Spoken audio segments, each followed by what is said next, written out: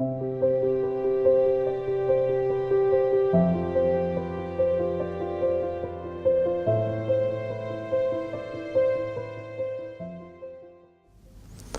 2017, MACSF, le sous-médical, a enregistré 423 décisions de justice.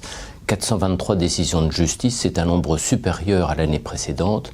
Ce qu'il faut surtout retenir, c'est qu'il faut comparer ce chiffre aux 503 avis rendus par les CCI. Ceci démontre très clairement l'engouement des malades pour saisir cette voie non contentieuse que représentent les commissions de conciliation et d'indemnisation, puisqu'aujourd'hui nous enregistrons plus d'avis que de décisions de justice. Au niveau de ces décisions de justice, nous enregistrons un chiffre de 411 décisions de justice au civil, et sur ces 411 décisions rendues au civil, dans les dossiers au fond, nous enregistrons un pourcentage de condamnation de 64% de nos sociétaires.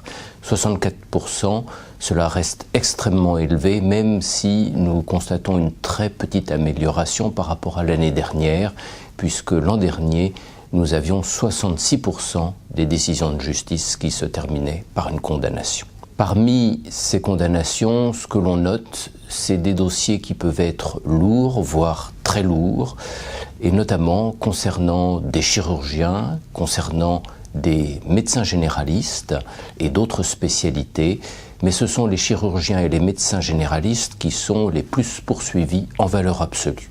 Ce sont donc aussi logiquement eux qui font l'objet des condamnations les plus importantes en montant.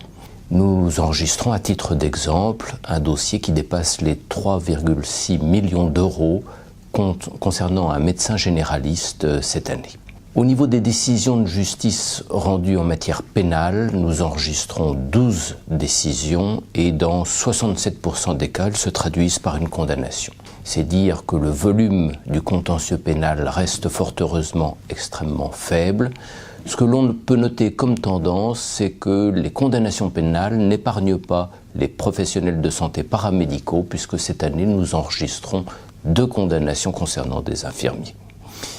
En ce qui concerne à présent les avis rendus par les CCI, 503 avis ont été rendus et nous constatons une augmentation des avis cette année qui aboutissent à une faute reconnue par les commissions, puisque cette année, 24% de nos dossiers se traduisent par une reconnaissance de faute contre 21% pour des aléas thérapeutiques.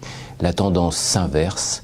Et par rapport aux années précédentes, il s'agit en 2017 de la première année où nous constatons un nombre d'avis qui reconnaissent une faute plus important que ceux qui reconnaissent un aléa thérapeutique.